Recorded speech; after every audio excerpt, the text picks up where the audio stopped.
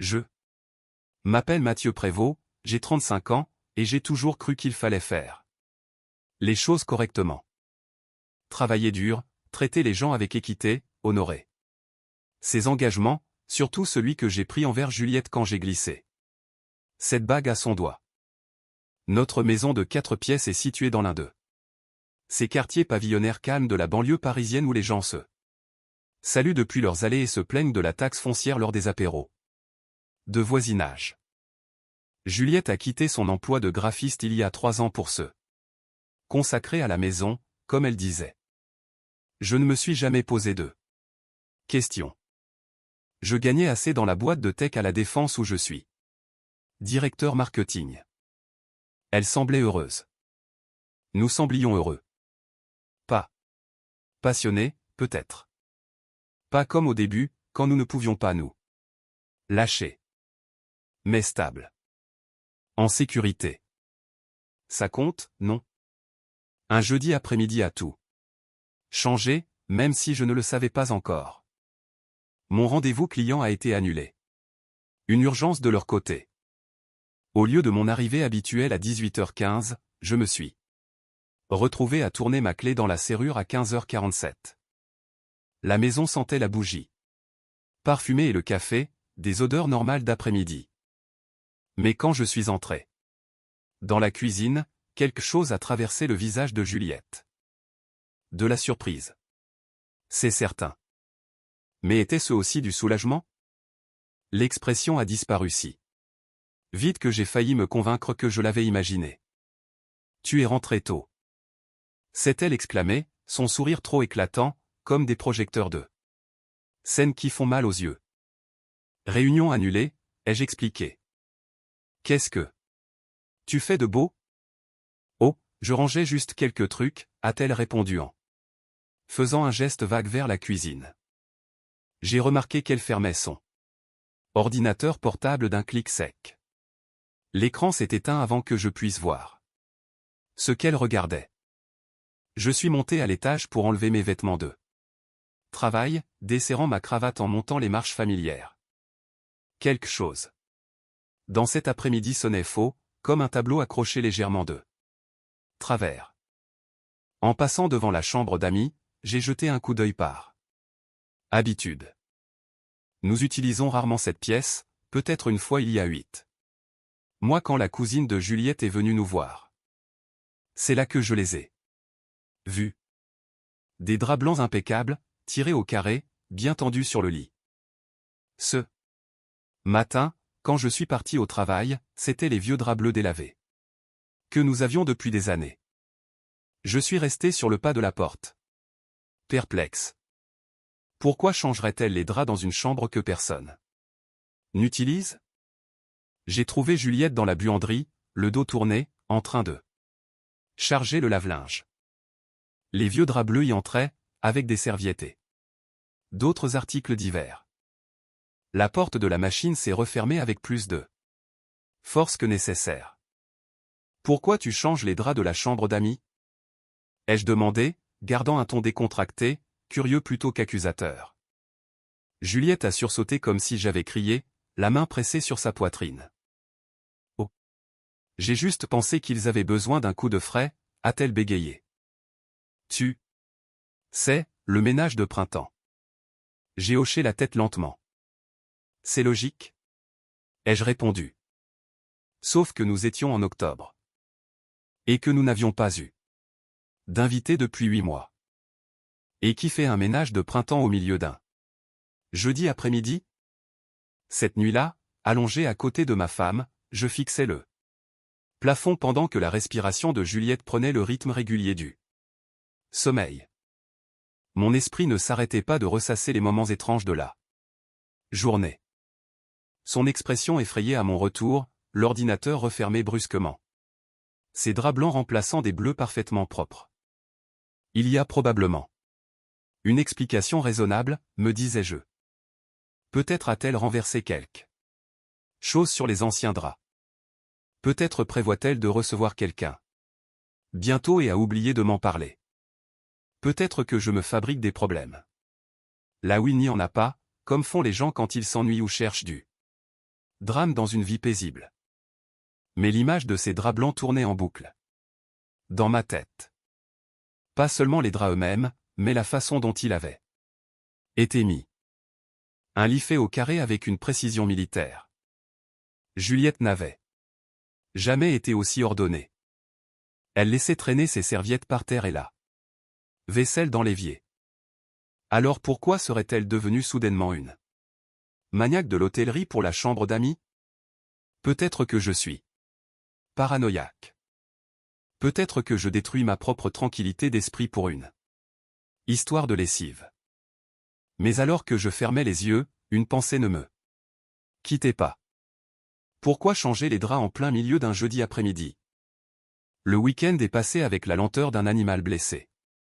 Je n'arrivais pas à me défaire du sentiment que quelque chose de fondamental avait basculé dans ma maison, dans mon mariage, dans ma perception de la réalité.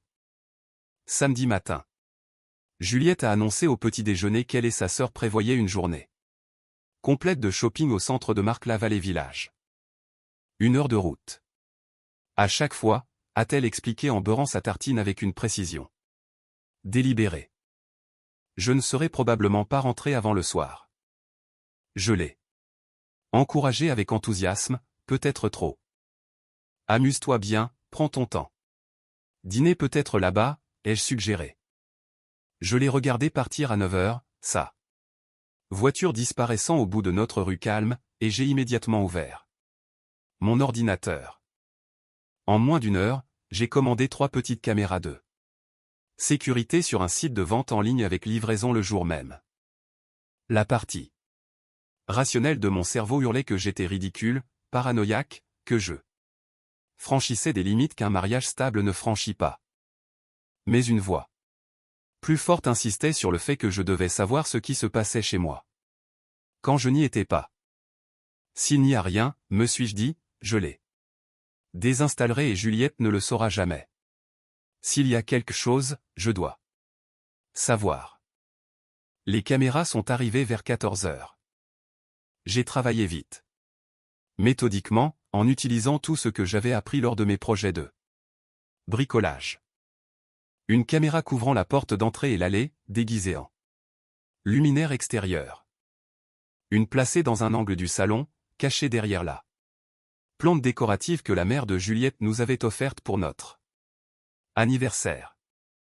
Une dans le couloir de l'étage, parfaitement orientée pour filmer quiconque entrait ou sortait de la chambre d'amis. Je les ai réglées pour enregistrer en continu, les images étant envoyées sur un cloud crypté auquel moi seul avait accès. Au moment où Juliette est revenue à 19 heures, chargée de saquer. Bavardant sur les soldes et les remises, les caméras étaient invisibles. Intégrées à notre maison comme des parasites numériques.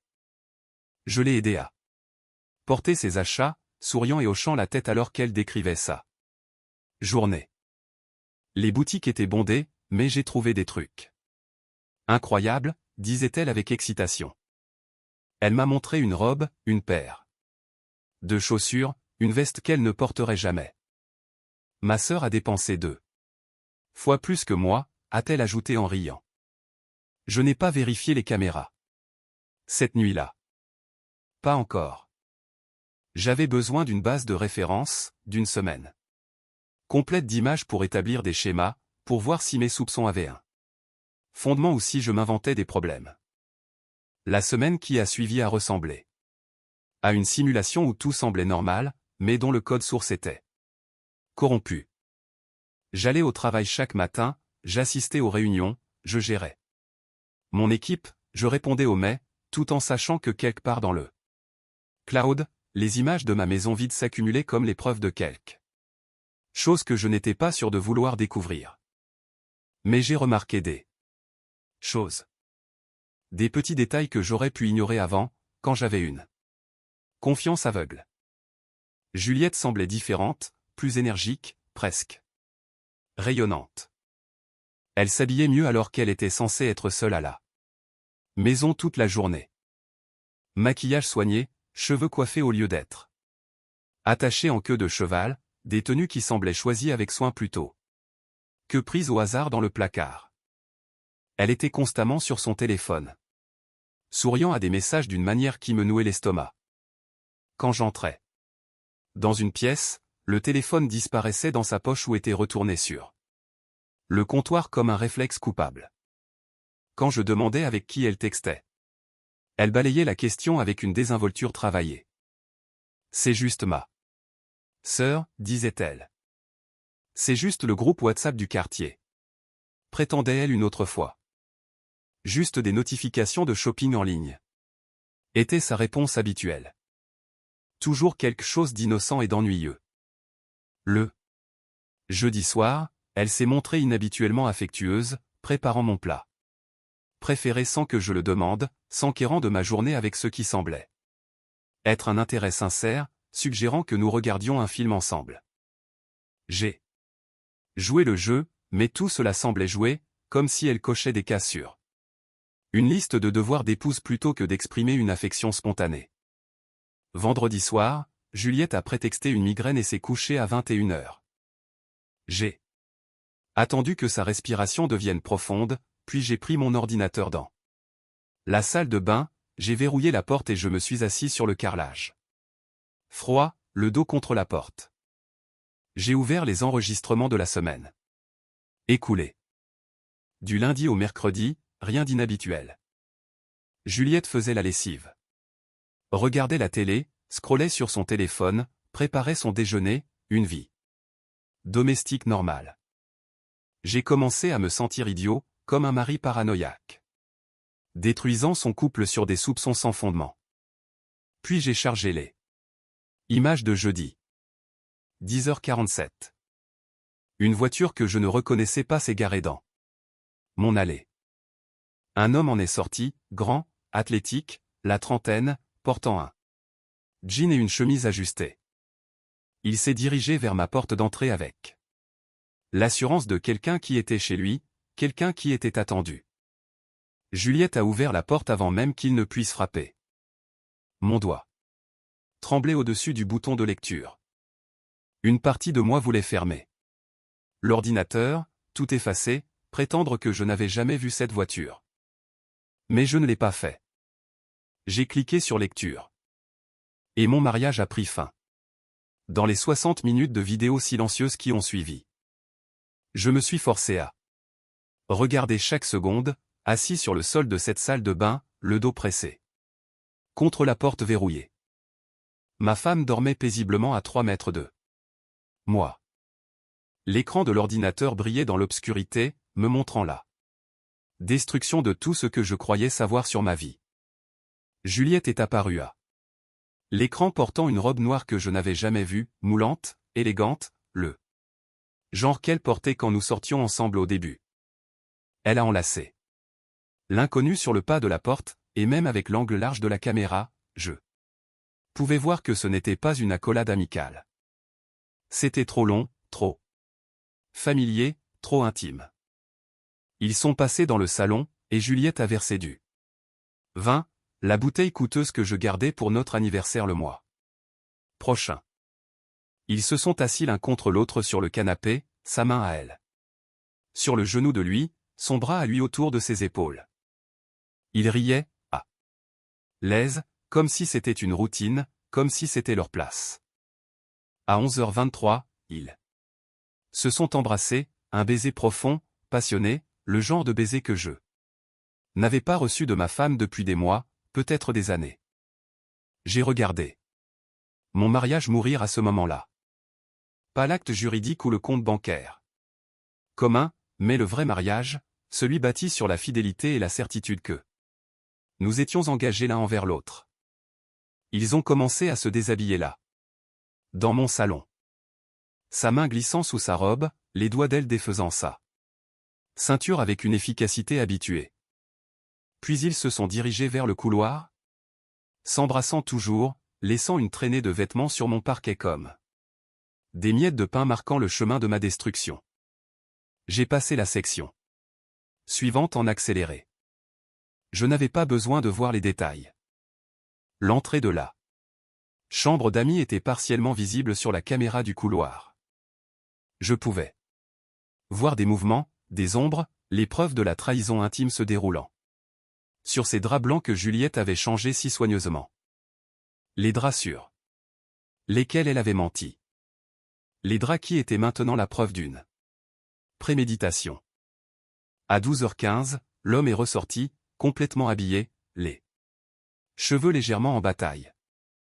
Juliette l'a raccompagné à la porte vêtue seulement de mon peignoir, le peignoir en éponge bleue que j'avais reçu à Noël il y a 2 ans. Ils se sont embrassés pour se dire au revoir, tendrement, comme des amants qui allaient se revoir bientôt. Dès que sa voiture a disparu, Juliette s'est mise en action avec une efficacité dévastatrice. Elle a défait le lit d'amis comme une femme de chambre professionnelle, a chargé le lave-linge, a pris sa douche, et s'est remise dans les vêtements décontractés qu'elle portait. Le matin même. À 13h, toute trace de l'infidélité était effacée. Notre foyer avait retrouvé sa façade de normalité conjugale. Mon mariage s'était terminé. Quelque part entre 10h47 et 12h15 un jeudi matin, mais je ne l'apprenais que maintenant, assis sur un carrelage froid à 23h un vendredi soir.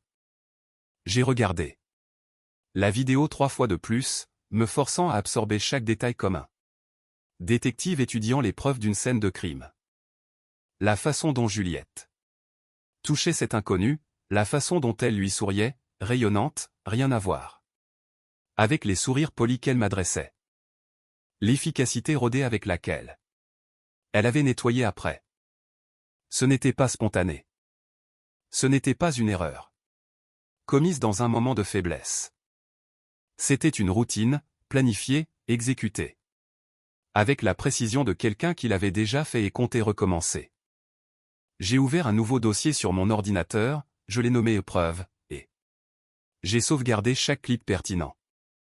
J'ai pris des captures d'écran, noté les horaires, la voiture de l'inconnu et sa plaque d'immatriculation étaient clairement visibles.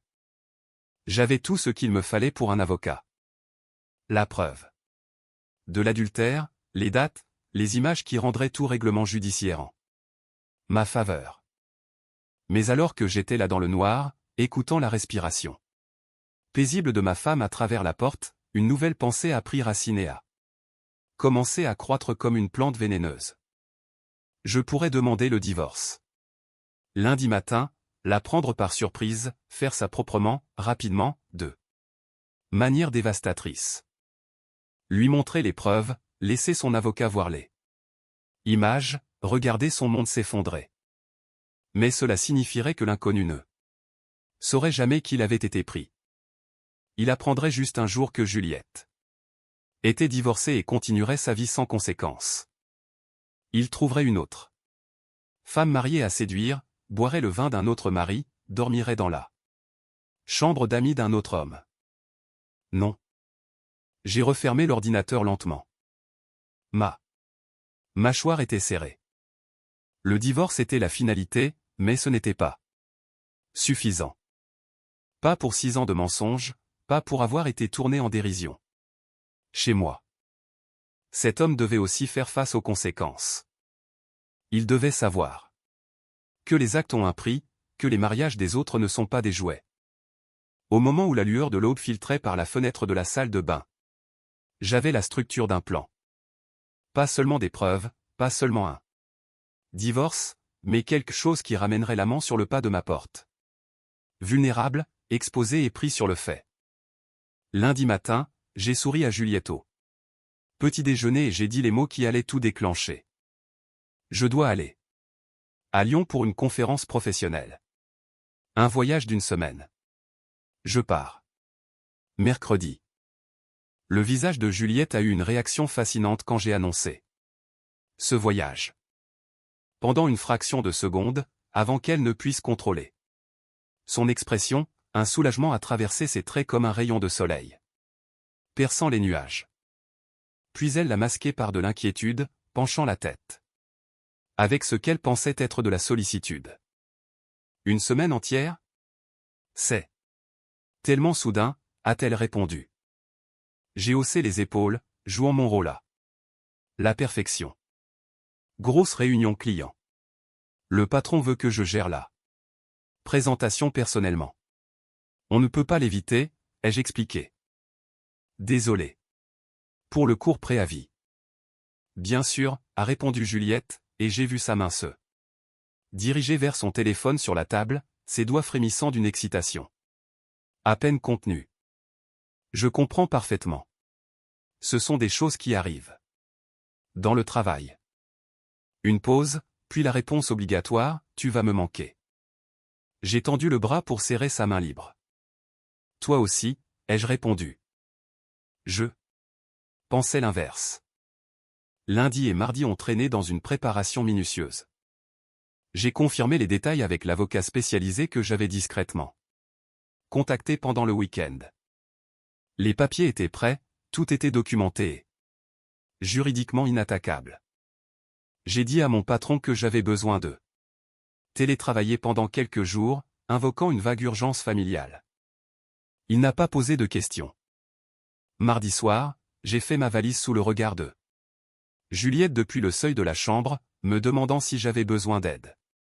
Avec une innocence qui aurait été touchante si je n'avais pas su ce qu'elle préparait. C'est bon, ai-je répondu, pliant mes chemises avec soin. Profite de la maison pour toi toute seule pendant une semaine. Détends-toi.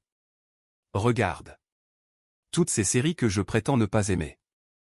Juliette a ri, et un instant. Cela a presque semblé sincère. Peut-être que je le ferai, a-t-elle dit. Mercredi matin est arrivé, gris et pluvieux. J'ai chargé ma valise dans la voiture, j'ai embrassé Juliette sur le perron. Ses lèvres étaient froides. Ou peut-être était-ce juste mon imagination. J'ai démarré. Dans le rétroviseur, je l'ai vue debout sur le pas de la porte, et même de cette distance, j'ai pu voir qu'elle sortait déjà son téléphone avant même que j'aie atteint le bout du pâté de maison. Je ne suis pas allé à l'aéroport. Au lieu de cela, j'ai roulé 15 minutes et j'ai pris une chambre dans un hôtel Mercure à Boulogne, payant en espèces sous un faux nom. La chambre était un hôtel d'affaires générique. Moquette beige, décoration fade, un bureau quelconque. J'ai installé mon ordinateur et je me suis connecté aux caméras. Ma maison était là sur l'écran. Vide à l'exception de Juliette, qui faisait les 100 pas dans le salon, son téléphone pressé contre l'oreille. Même sans le son, je pouvais voir son animation, son excitation. Elle planifiait quelque chose, et je savais exactement quoi. Je l'ai surveillée ce soir-là. Elle a commandé taille, à dîner. Seule devant Netflix, s'est couchée à une heure raisonnable. Une soirée normale. Pour une femme dont le mari est en voyage. J'ai commandé un club sandwich qui avait un goût de carton et j'en ai mangé mécaniquement sans jamais quitter l'écran des yeux. Jeudi matin, j'étais réveillé à 5 heures. Café refroidissant à côté de moi alors que je surveillais les flux avec l'intensité d'un chirurgien. Juliette s'est réveillée à 8 heures, a pris une douche plus longue que d'habitude. Puis le schéma de la semaine précédente s'est répété comme un cauchemar en boucle. Elle a mis une nouvelle robe, vert foncé cette fois, cintrée à la taille, clairement de marque. Elle s'est maquillée avec une précision méticuleuse, a coiffé ses cheveux comme pour une séance photo. À 10 heures, elle vérifiait aux fenêtres, rangeait le salon qui était déjà propre, versait du vin dans 2 verres avec l'assurance de celle qui savait exactement quand son invité arriverait. 10h30, alerte de mouvement sur mon téléphone. La même voiture, le même homme. Remontant mon allée avec la même démarche confiante. Comme s'il était chez lui, comme s'il était plus à sa place que moi. Juliette a ouvert la porte avant qu'il ne frappe, l'a attiré à l'intérieur, l'a embrassé. Immédiatement avec une passion qui m'a tordu l'estomac. J'ai regardé pendant exactement 15 minutes.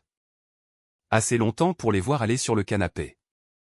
Assez longtemps pour voir ses mains glisser sous sa robe.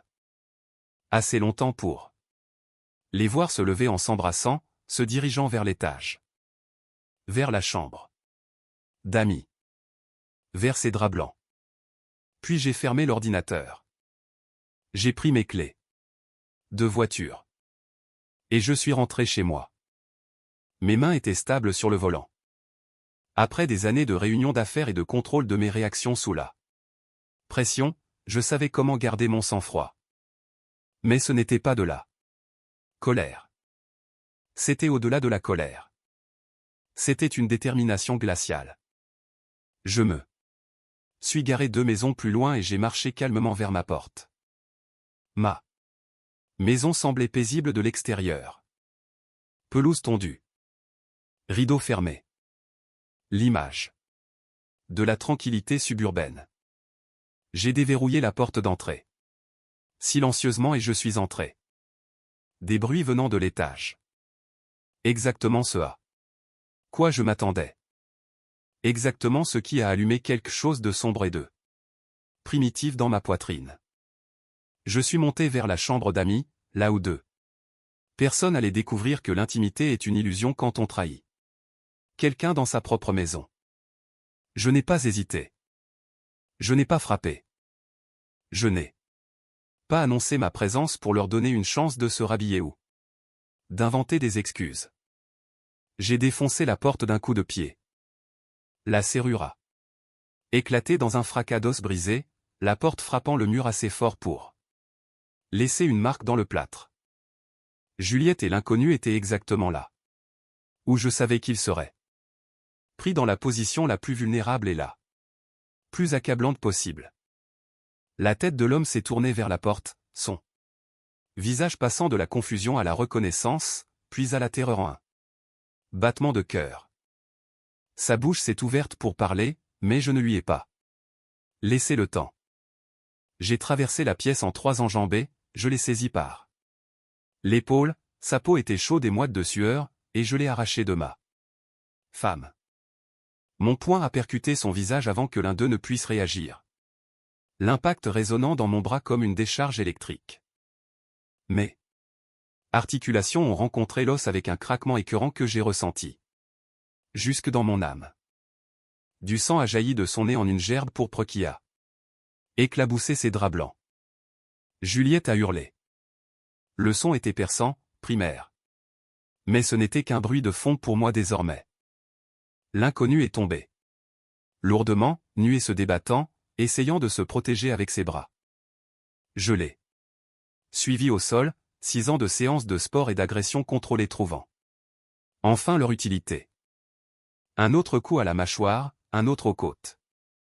Cet homme était entré chez moi, avait dormi dans mon lit d'amis, avait touché ma femme, bu mon vin, et pensait pouvoir s'en aller tranquillement. Chaque entraînement, chaque frustration, chaque moment de colère ravalé en entreprise, tout cela s'est canalisé dans ces instants de violence pure et juste. Mathieu, arrête!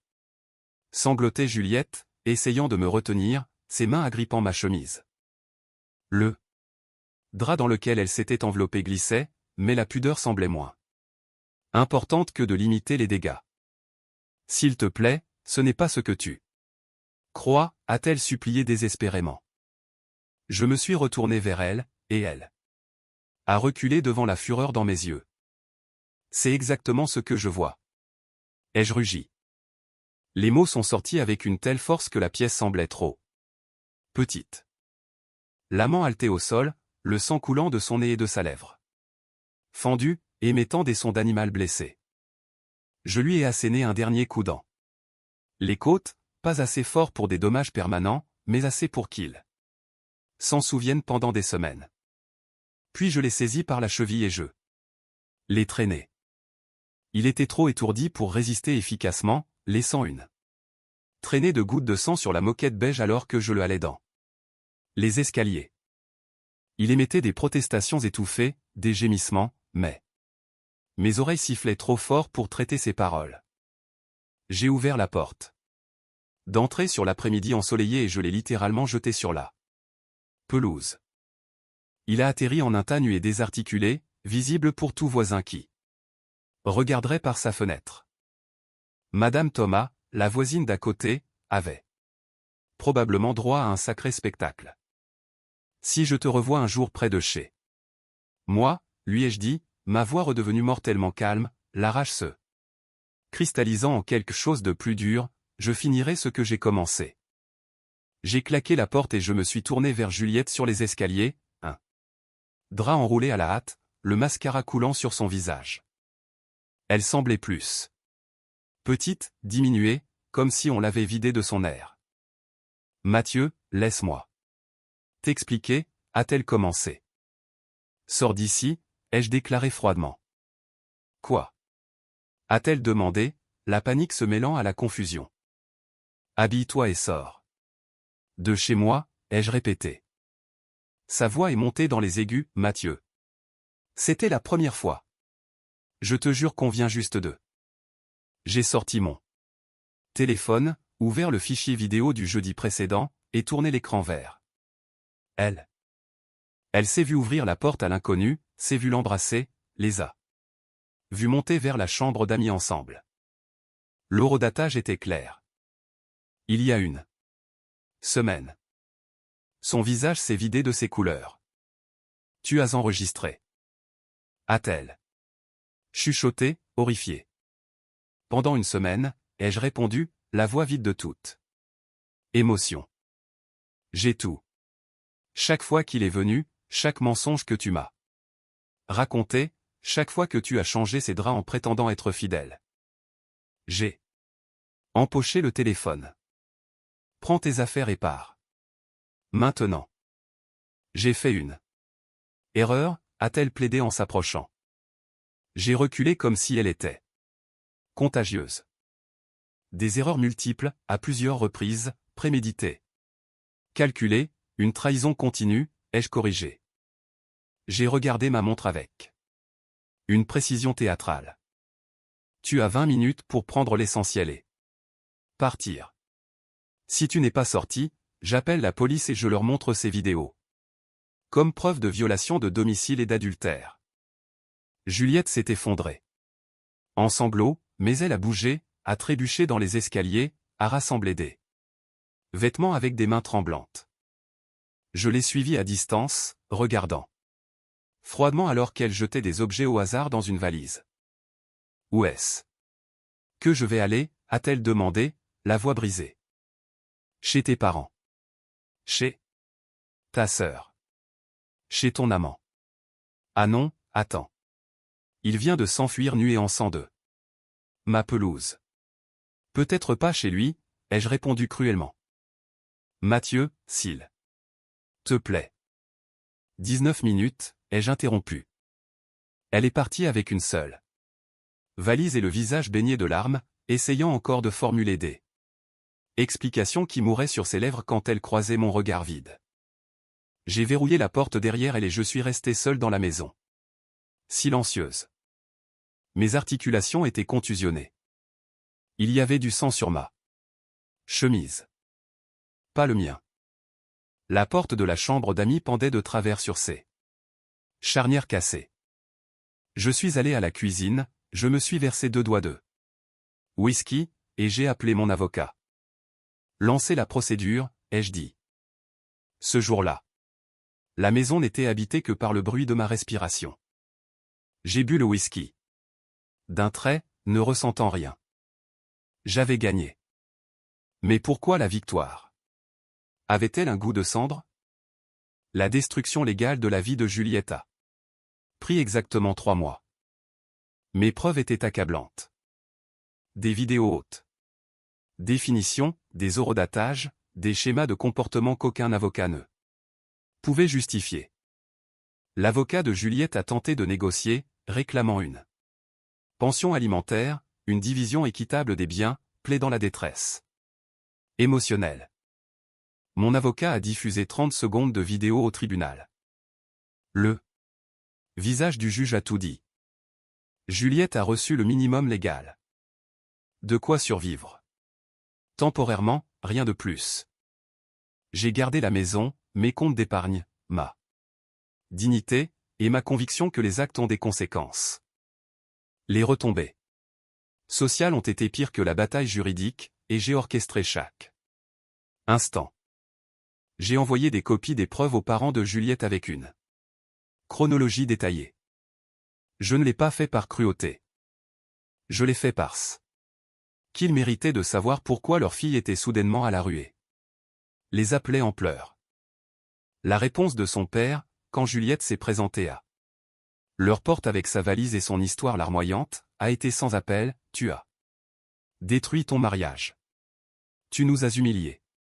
Trouve un autre endroit où loger. » Sa mère n'a même pas voulu la regarder. 3 mois après la confrontation, Juliette travaillait comme serveuse dans une brasserie de chaîne, vivant dans un studio dans un quartier miteux. Son cercle d'amis de banlieue s'était éloigné. Certains ont cessé de répondre à ses messages. D'autres lui ont dit explicitement qu'ils ne pouvaient pas cautionner ce qu'elle avait fait. L'amant avait disparu. Totalement. J'ai appris par une connaissance commune qu'il avait déménagé dans une autre région. Des rumeurs suggéraient que les blessures que je lui avais infligées avaient laissé des séquelles, mais je n'ai pas cherché à en savoir plus. Je m'en fichais. J'ai vendu la maison 4 mois après le divorce. Trop de souvenirs corrompus dans les murs, dans cette chambre d'amis, dans chaque coin où j'avais vécu un mensonge. J'ai acheté un appartement moderne en centre-ville, avec de grandes baies vitrées, un mobilier minimaliste, plus proche de mon travail. J'ai commencé une thérapie pour traiter non seulement la trahison, mais aussi ma propre capacité à la violence. Le thérapeute m'a aidé à comprendre que la rage était naturelle, que mes actions étaient compréhensibles, même si légalement discutables. J'ai tout traité avec la même approche méthodique que celle utilisée pour rassembler les preuves, étape par étape. Séance après séance, reconstruisant quelque chose de plus sain sur les décombres. 6 mois après la finalisation du divorce, Juliette a tenté de me contacter par le biais d'un ami commun. Elle voulait s'excuser proprement, en face à face, pour tourner la page. Ma réponse a été immédiate: dis-lui que j'espère qu'elle trouvera ce qu'elle cherche, mais que ce ne sera pas avec moi. Je n'ai plus rien à lui dire. Je ne la haïssais plus. Je ne ressentais plus rien en pensant à elle, et d'une certaine manière, cette indifférence totale était pire que la haine. 1 an après la confrontation, j'ai totalement tourné la page. Je me suis jeté à corps perdu dans le travail et j'ai obtenu une promotion au poste de directeur senior. Ma concentration et mon dynamisme sont devenus légendaires au bureau. Je recommence à fréquenter quelqu'un. Sérieusement. Elle s'appelle Aurélie. Elle est analyste financière, et quand elle m'a interrogé sur mon précédent mariage, je lui ai dit la vérité sans amertume, juste les faits. Elle m'a trompé. Je l'ai découvert. Nous avons divorcé. J'ai fait une thérapie. Je vais bien maintenant. Aurélie a apprécié cette honnêteté. La chambre d'amis de mon ancienne maison a été rénovée par les nouveaux propriétaires. Un jeune couple qui compte en faire une chambre de bébé. Ils n'ont aucune idée de ce qui s'y est passé, et je préfère ça. Juste une autre pièce dans une autre maison de banlieue vidée de son histoire. Pour moi, cette pièce a été à la fois une fin et un commencement. L'endroit où mon ancienne vie est morte et où ma vraie vie a commencé. La vie où je connais ma propre valeur. Et où je refuse d'accepter moins qu'une honnêteté totale. Je ne regrette pas la violence. Je ne regrette pas la destruction systématique de sa vie sociale. Je regrette seulement de ne pas avoir vu les signes plus tôt, d'avoir gâché 6 ans. Pour quelqu'un qui n'a jamais estimé ce que nous avions. Mais j'ai appris